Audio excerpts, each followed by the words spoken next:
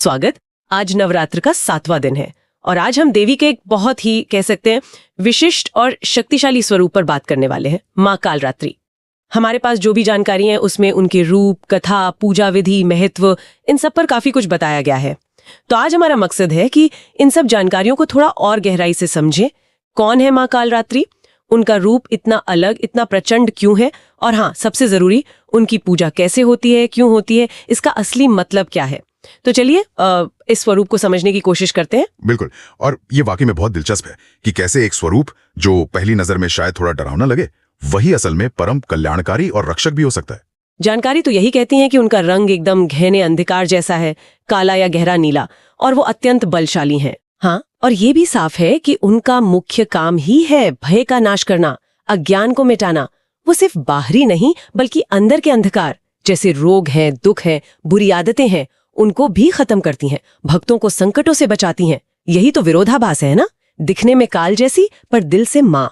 यही चीज उन्हें खास बनाती है। सही कहा। तो इसी से शुरू करें। उनका ये गहरा काला रंग, बिखरे बाल, 3 आंखें और वाहन गधा, ये जो पूरा भीषण रूप है, इसका प्रतीक क्या है?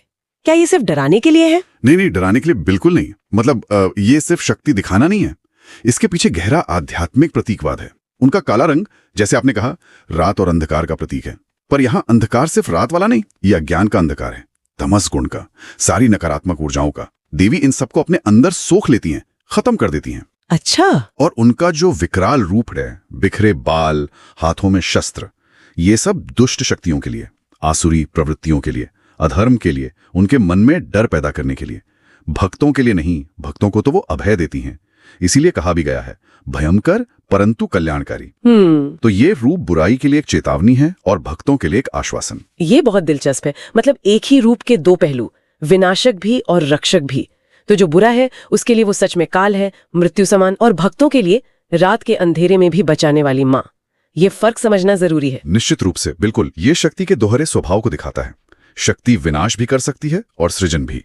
माँ कालरात्रि का रूप यही दिखाता है कि परम शक्ति का इस्तेमाल अन्याय और अधर्म को मिटाने और धर्म और भक्तों की रक्षा के लिए होता है। और उनका वाहन गधा, उसका क्या मतलब है? हाँ, गधा, देखिए, जिसे अक्सर लोग थोड़ा कम आंकते हैं या हठी समझते हैं, देवी उसे अपना वाहन बनाकर ये भी दिखाती हैं कि सृष्टि में कुछ भी बेकार नहीं है और वो हर स्थिति पर, हर जीव पर नियंत्रण रखती हैं। ये भी एक गहरा विचार है। अब अगर उनकी कथा पर आएं, तो स्रोतों में जिक्र है कि उन्होंने भयानक असुरों का संहार किया था। हाँ, कथाओं में आता है, जब शुंभ निशुंभ और खासकर रक्त बीज जैसे असुरों का आतंक बहुत बढ़ गया था, देवता भी हारने लगे थे, तब कहते हैं देवी पार्वती ने ही अपने अंदर से इस महाशक्तिशाली उग्र रूप को प्रकट किया, कालरात्रि। रक्त बीज वाला किस्सा तो बहुत प्रसिद्ध है, जिसके खून की हर बूंद से। बिल्कुल, उसे वरदान था कि खून की बूंद गिरी नहीं कि नया असुर पैदा हुआ। तब माँ कालरात्रि ने उसका रक्त जमीन पर गिरने ही नहीं दिया, उन्होंने उसे पी लिया और उसका अंत किया। नवरात्रि के 7वें दिन की पूजा का महत्व इसीलिए बहुत ज्यादा है। ये साधना की वो स्टेज मानी जाती है जब साधक अपने अंदर के रक्त बीज, यानी अपनी वासनाएं, अपना क्रोध, डर, अज्ञान, इन सबको जड़ से मिटाने का संकल्प लेता है। अच्छा। देवी की कृपा से उसे इन अंदरूनी दुश्मनों पर जीत पाने की ताकत मिलती है। ये एक तरह का टर्निंग पॉइंट है आध्यात्मिक सफर में। हाँ, ये कथा उनके रूप की उग्रता को और समझाती है। अच्छा, अब आते हैं पूजा विधि पर। सुनने में आया है कि शाम या रात के समय पूजा का विशेष महत्व है और थोड़ी सतर्कता भी बरतनी चाहिए। इसका क्या कारण है? जी, ये सीधा उनके नाम से जुड़ा है, कालरात्रि, रात की देवी, और उनका स्वरूप भी है रात्रि रक्षक का। रात का समय होता है जब अंधेरा घना होता है, एक अनजाना सा डर महसूस होता है ना? और माना जाता है कि नकारात्मक शक्तियां भी रात में ज्यादा सक्रिय होती हैं। तो देवी कालरात्रि इसी अंधेरे में जागृत रहकर भक्तों की रक्षा करती हैं, उन्हें डर से मुक्त करती हैं। इसीलिए मान्यता है कि शाम ढलने के बाद या आधी रात में की गई उनकी पूजा या ध्यान ज्यादा असरदार होता है, क्योंकि वो समय सीधे उनकी ऊर्जा से जुड़ता है। और सतर्कता का मतलब यहां शायद मन की एकाग्रता से है, पवित्रता बनाए रखना, पूरी श्रद्धा से पूजा में डूब जाना। समझ गई। तो पूजा की सामान्य विधि क्या है? क्या बहुत मुश्किल है? नहीं, सामान्य विधि तो काफी सरल ही बताई गई है।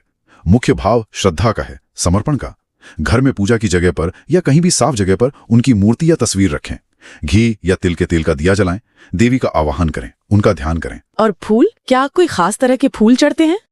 कुछ जगह जिक्र आता है कि उनके श्याम वर्ण की वजह से नीले या काले फूल जैसे कृष्ण कमल या अपराजिता चढ़ाए जा सकते हैं, पर ये आसानी से मिलते नहीं, इसलिए ज्यादातर लोग लाल फूल ही चढ़ाते हैं, खासकर गुड़हल। वो देवी पूजा में वैसे भी बहुत शुभ माना जाता है। लाल रंग शक्ति का प्रतीक भी है। सही बात है। और भोग में क्या चढ़ाते हैं? दिया और धूप तो है ही, साथ में मौसम के फल चढ़ा सकते हैं। भोग के लिए घर में बनी कोई सात्विक मिठाई, जैसे गुड़ या शक्कर की कोई चीज, खीर या हलवा भी हो सकता है। अच्छा।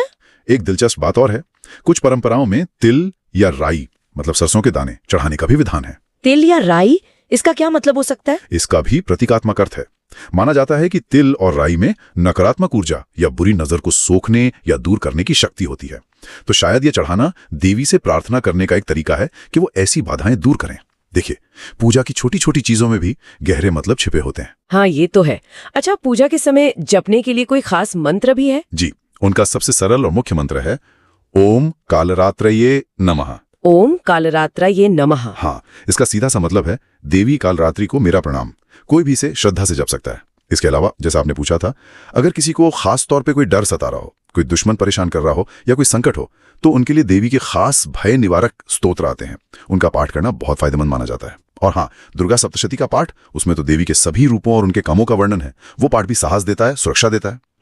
खासकर सप्तशती के वो हिस्से जिनमें उनके उग्र रूपों का जिक्र है, वो इस दिन के लिए बहुत प्रासंगिक है। ये जानकारी उनके लिए उपयोगी है जो किसी खास मकसद से पूजा कर रहे हैं। अब बात करते हैं व्रत की। जो लोग व्रत रखते हैं उनके लिए क्या नियम है? दिन में सात्विक भोजन या फलाहार, ऐसा कुछ? बिल्कुल, नवरात्र के सभी व्रतों में सात्विक आहार पर ही जोर होता है।